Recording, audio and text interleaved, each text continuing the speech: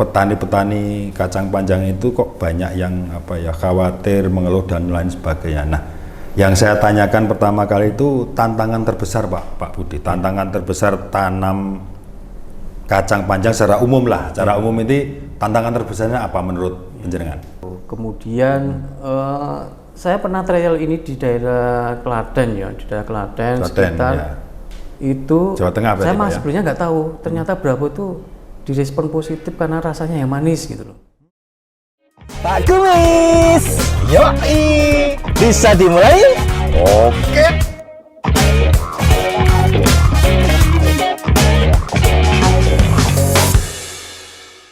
Halo sahabat PC, apa kabar? Semoga selalu dalam keadaan sehat dan tetap semangat. Assalamualaikum warahmatullahi wabarakatuh. Jumpa lagi dengan saya Pak Kumis, tentunya dalam acara kesayangan kita P3K, Podcast Pojok Pak Kumis. Sahabat PC, kacang panjang telah menjadi sayuran populer dan sudah banyak dibudidayakan serta dikonsumsi di Indonesia. Dalam budidayanya sendiri, sebenarnya kacang panjang ini termasuk atau tergolong tanaman yang mudah dibudidayakan. Hanya saja intensitas serangan organisme pengganggu tanaman atau yang biasa kita sebut OPT, terutama virus kuning, ternyata telah menjadi kendala utama oleh para petani akhir-akhir ini. Nah, telah hadir di sini bersama kita Bapak Budi Santoso, SPMSC. Beliau ini merupakan pakar dan pemulia tanaman kacang panjang dari PT Visi Internasional Tbk. Kita akan membahas bersama beliau tentang permasalahan tersebut. Yuk, langsung kita sapa. Pak Budi. Iya. Selamat siang. Iya, selamat siang dan selamat ketemu nih Pak. Iya.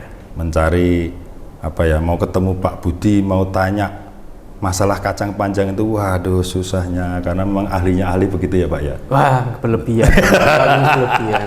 Saya nggak sesibuk itu. Sehat yang penting ya. Sehat. Sehat ya, alhamdulillah. Ya. Semoga kita terus diberi kesehatan. Amin. Sehingga kita bisa lebih berkarya lagi. Ya. Tentunya Jelas, di profesi kita masing-masing. Ya, Oke Pak Budi. Ya. Nah saya ini sangat istilahnya itu orang bahasa sekarang itu kepo. Kepo itu pengen tahu utamanya tanaman kacang panjang. Ya. Karena setelah saya itu banyak keliling-keliling di lapangan, itu petani-petani kacang panjang itu kok banyak yang khawatir, mengeluh dan lain sebagainya. Nah, yang saya tanyakan pertama kali itu tantangan terbesar Pak Budi, tantangan terbesar tanam kacang panjang secara umum lah, secara umum ini tantangan terbesarnya apa menurut penjenengan? Ya, terima kasih Pak Kumis. Jadi memang tantangan dan permasalahan terbesar baik petani terutama petani adalah sebenarnya nggak cuma di kacang. Jadi di semua tanaman pun semuanya itu mengeluh. Iya, banyak tantangan juga banyak ya, kendala gitu ya. Kendala kok sekarang penyakit kok semakin banyak, kemudian kok sulit diatasi gitu loh. Padahal sebelumnya tidak ada masalah, sekarang kok tiba-tiba ada masalah. Utamanya penyakit jelas. Dan di kacang panjang utamanya adalah virus. Virus itu sendiri ya. Virus, berarti yang dikhawatirkan petani kacang panjang yang akhir-akhir dikeluhkan itu berarti yang terbesar itu virus itu Pak ya? Ya, benar. Ya. Terus virus yang di kacang panjang ini apa sama dengan yang di tanaman yang lain atau ada jenisnya, ada beda-beda atau bagaimana Pak? Nah, ini penting untuk diketahui petani bahwa yang namanya virus apakah sama dengan tanaman yang lain? Jelas justru kacang panjang itu virusnya tuh semakin lebih banyak dibanding. Oh, dibanding tanaman yang lain ya Pak ya? Oh, jadi berarti lebih kompleks gitu ya? Kompleks. Ya. Jadi kalau petani kita nanam kacang, kemudian di sampingnya kok ada virus kuning di cabai, ada virus kuning di misalkan di melon juga kena virus, terus kita nanam kacang panjang, kemungkinan virus itu bisa pindah di kacang. Menular gitu Pak ya istilahnya? Walaupun gitu. Di kacang itu punya virus khusus. Berarti Maaf, saya potong Pak Budi ya. Berarti kacang panjang sendiri sebenarnya itu punya penyakit yang namanya virus, ada virus tertentu. Tapi karena di sampingnya ada tanaman lain yang terkena virus juga, itu bisa menular juga ke semakin parah.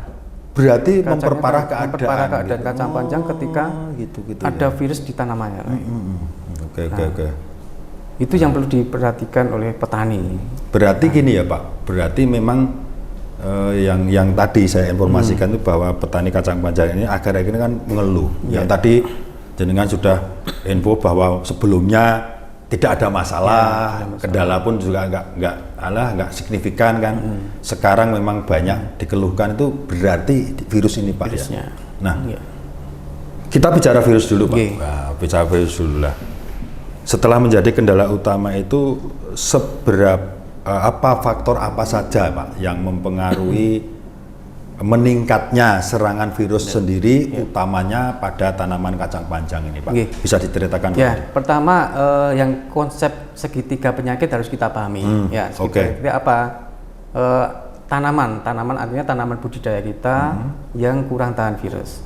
Kemudian yang kedua, ada sumber penyakit. Sumber penyakitnya apa ya? Tadi saya sampaikan ada tanaman timun kena virus, cabai kena virus, apalagi ada di situ ada kacang kena virus. Kemudian faktor yang ketiga apakah lingkungan yang mendukung virus itu bisa berkembang.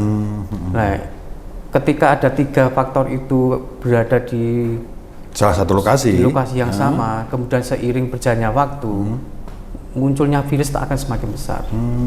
Berarti lebih mudah masuk gitu ya Pak ya? Iya, itu didukung oleh penyebar virus. Nah, mungkin petani tidak menganggap remeh adanya kutu kebul. Padahal kutu kebul itulah yang sebenarnya menjadi sumber penyebaran virus. Vektornya gitu ya Pak? Vektornya itu yang harus dikendalikan. Berarti selama ini petani itu menganggap enteng atau memandang sebelah mata ya Pak, kutu kebul ini ya, bisa gitu, apa bisa disimpulkan ya, petani begitu? kadang memang menganggap itu kok sulit dikendalikan kutu kebul, terus yang sebelumnya tidak begitu bermasalah gitu. Tetapi sebenarnya itu sekarang menjadi masalah yang terbesar. Iya. Solusinya apa terhadap kutu kebul itu? Kutu kebul harus dibasmi, paling enggak disemprot seminggu sekali. Dikendalikan lah istilahnya. Ya. Soalnya kan siklus kutu kebul itu 23 hari. Cuma jadi 23 hari ya. Selama 23 hari dia dari menetas sampai jadi dewasa 23 hari. Makanya siklus itu harus dipotong. Begitu ya jadi Pak. Jangan sebelum sampai pada fase yang terakhir itu ya Pak ya. Harus dipotong, dibunuh dulu. Kalau bisa dibunuh sak telur-telure. Berarti di bumi hanguskan. Soalnya itu dia sumber utamanya. Berarti Pak ya, non sewu, ini misalnya kembali ke itu tadi virus. Berarti kalau dikendalikan saja hanya yang induknya atau yang pokoknya saja, tidak sampai telur-telurnya, bisa jadi juga ini telur ini bakal menetas lebih banyak lagi, menjadikan virus-virus yang dewasa ini semakin banyak gitu ya Pak ya? Iya, telur sendiri ketika menetas sebenarnya nggak bawa virus sebenarnya. Tapi ketika dia sudah dewasa kemudian makan lagi ya tanaman kena virus, ya dia menjadi bawa virus. Yang sudah terinfeksi tadi ya Pak ya? Gitu. Iya. Makanya solusinya ketika belum ada varietas tahan virus, solusi utamanya yaitu dibasmi kutu kebulnya. Itu kalau belum ada yang varietas tahan virus. Oke, berarti langkah awal ya Pak ya, karena bagaimanapun juga ini ketahanan virus di satu varietas kacang panjang itu memang dibutuhkan. Kan Pak ya? Jadi sementara belum ada, ya caranya dengan antisipasi dikendalikan tadi Pak ya, diputus siklus hidupnya lah istilahnya ya, gitu. Biar tidak menyebar terlalu luas gitu ya Pak. Kemudian masih juga seputar ini Pak, seputar perkembangan meningkatnya serangan virus. Nah, kemudian seberapa besar sih Pak pengaruhnya terhadap tanaman kacang panjang itu sendiri jika jika sudah terserang virus yang tadi disepelekan oleh petani, tahu-tahu sudah berkembang banyak menyerang, baru mau dikendalikan. Nah, ini pengaruhnya terhadap produksi sendiri tanaman gimana Pak? Virus itu kan sifatnya sistemik ya. Jadi ketika masuk ke tanaman dia menyebar. Virusnya udah di mana-mana. Ibaratnya kita kena kanker, manusia kena kanker. Betul, ya. Sudah menyebar ya nggak bisa disembuhkan kan. Nggak tertolong lagi ya Pak ya. Nah, dampaknya apa? Dampaknya ketika sudah kena virus, ada potensi kerugian tuh bisa menyampai 100%. Berarti gagal ya, Pak? Gagal total. Gagal total berarti kacang panjang dalam kondisi parah itu. Kalau kondisi parah, kalau mulai dari kecil sudah kena, ya sudah dia nggak bisa berbuah. Tetapi kalau dia di awal vegetatif baru kena, kemudian dia berbuah, kena gitu, resikonya apa? Resikonya nanti pertama produktivitas menurun. Betul ya. Yang kedua muncul buah tetapi buahnya kuning. Berarti Jadi hijau tapi lorek kuning gitu. tidak normal ya Pak ya, berarti tidak normal ya. Iya, tidak bisa laku dijual. Nah, intinya apa? Intinya virus itu memang menjadi masalah utama. Dia tidak bisa tumbuh normal, kemudian bisa tumbuh normal tapi buahnya juga kuning, nggak laku.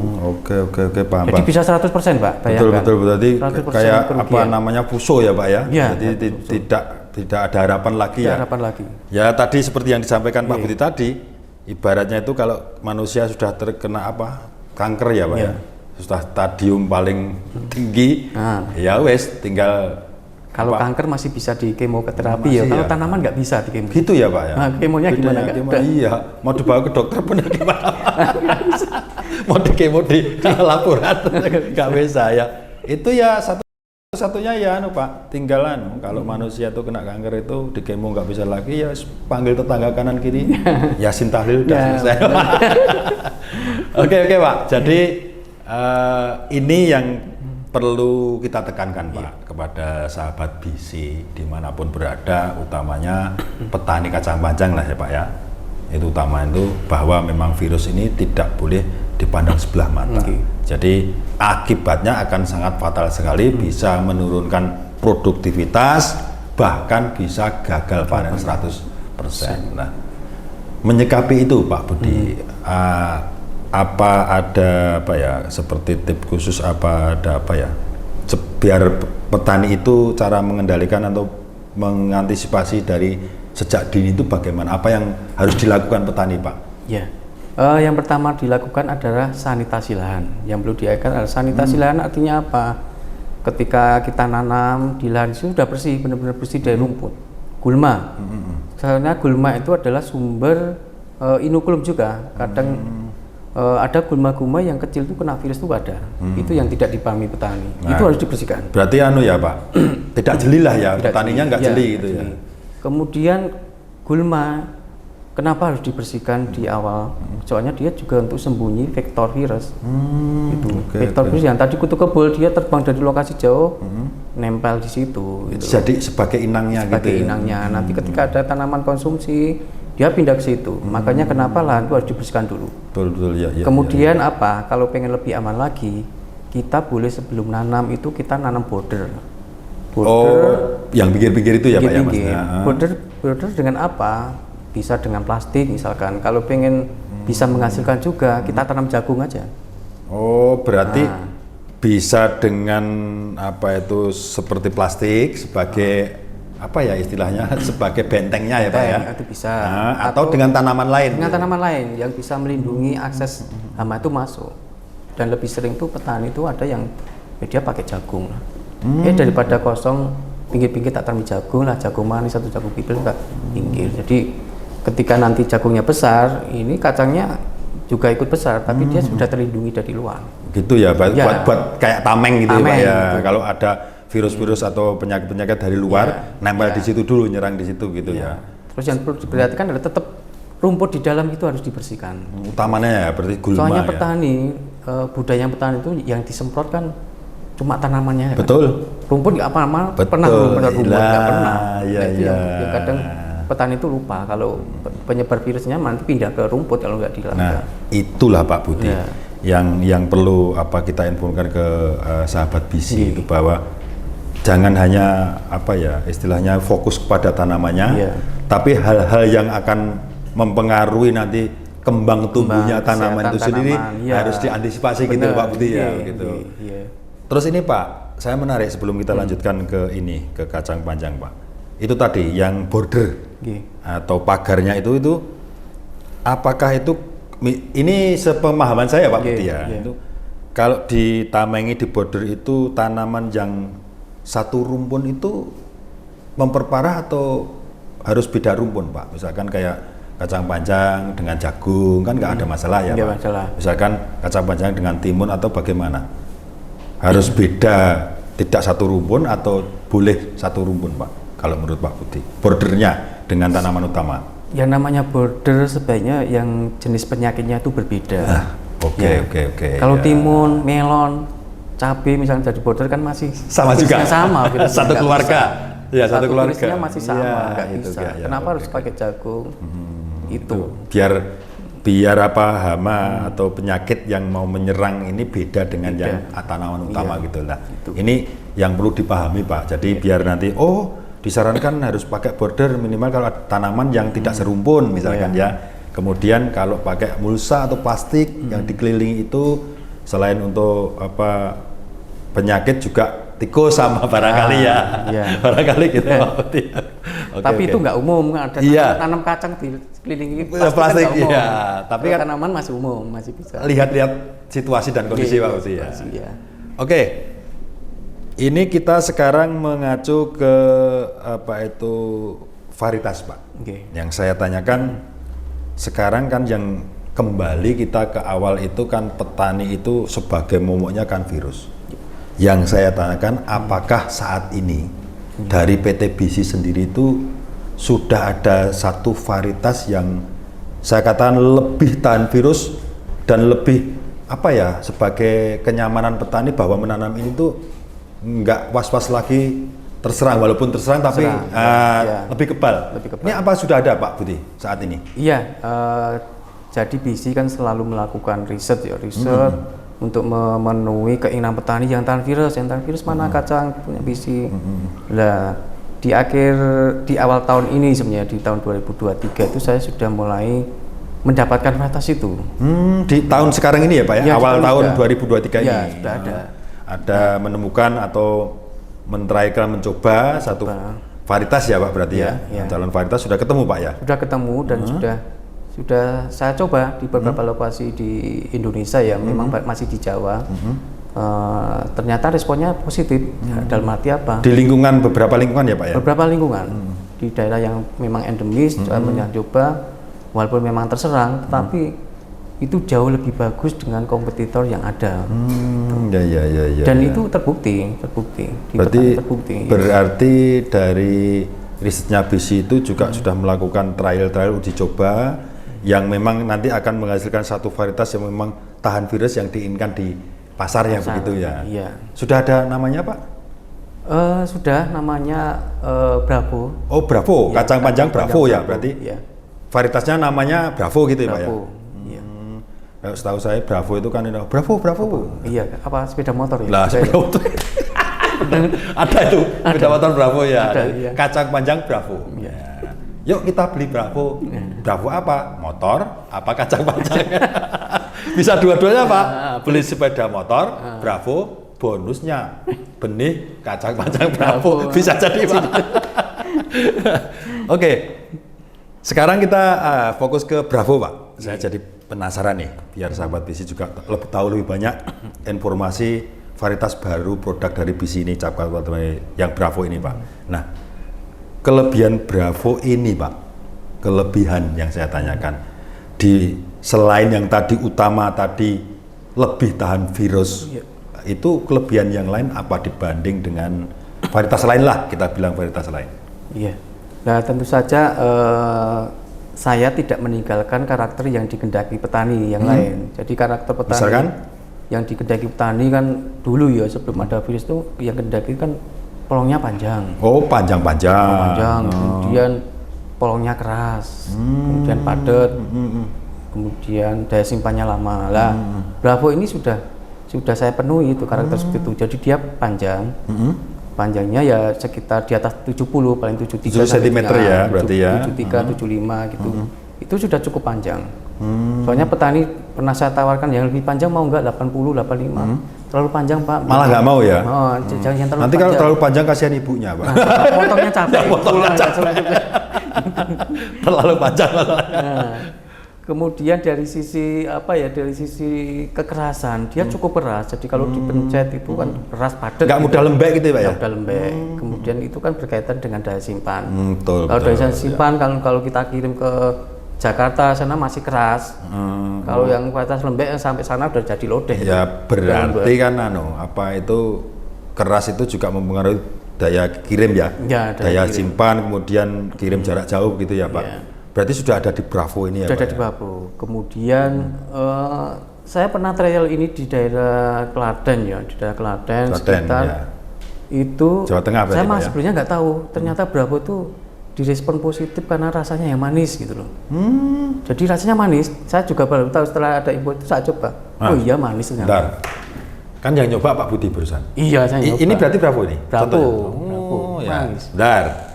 Panjang. Nggih. Ini ya. Berarti sekitar 70-an, 75 ya. 73, 74. Berarti memang Pak Budi ya, yang dikehendaki pasar itu yang umumnya itu tidak terlalu panjang, tapi tidak terlalu pendek juga. Berarti kalau ukuran 70 sampai 75 itu termasuk ideal ya Pak ya. Yang sudah disukai pasar ya konsumen lah tentunya. Kemudian yang konsumen kan juga pengen rasa atau Pak juga biasa buat lalapan atau buat di sayur apa lodeh gitu. Coba saya rasakan dulu Pak ya. Ini ada banyak basisnya Pak. Ada sedikit. Nanti mudah gimana? Oke. Nah, kita coba dulu. Nah, tes kis. Nah itu keras kan? Ya. Kan keras. Ini makanya saya mau mencoba patahkan dulu Pak. Iya. Karena kalau kita hanya ngomong tanpa dipraktekkan kita akan ini. Misalkan saya sebagai ibu-ibu ya. Nah ini kan biasanya ibu-ibu begini. Nah kan? Nah. Gampang Kan, gitu ya. nah, gampang tapi ada bunyinya Pak. Ada punya. Kalau kacang panjang yang nggak keras seperti tadi Pak Budi biasanya diginikan itu nggak bunyi Pak, nggak bunyi tek. Iya. Nah ini sudah menunjukkan bahwa memang ini keras dan padat. Nah, kalau cewek montok lah berisi lah padat berisi. Sekarang saya rasakan Pak. Manis lah. Sambil Mantap. lihat saya, kalau pulang manis sambil lihat saya. Pak Budi manis ya? Manis. Oh iya Pak, benar Pak, iya manis sekali. Manis bener. Katanya ada pestisidanya loh. Nggak apa-apa. Nanti kalau muntuk Pak Budi Vitamin. yang muntuk ya. Iya. Saya juga muntuk. Baik Pak, berarti biar sahabat Bisim percaya Pak. Iya. Memang kita rasakan manis, kemudian padat bener keras karena dipatahkan tidak ada bunyinya. Seperti ini, panjang ukuran panjang juga ideal, juga di pasar. Nah, sementara kalau apa ya, petani sendiri, apa yang dilakukan atau yang harus dilakukan sehingga petani ini bisa membudidayakan kacang panjang Bravo itu bisa optimal? Itu punya ada tips-tips khusus Pak Budi? Selain yang tadi kita sanitasi dan sebagainya, ukuran besarnya itu sudah sesuai atau memang segini ukurannya?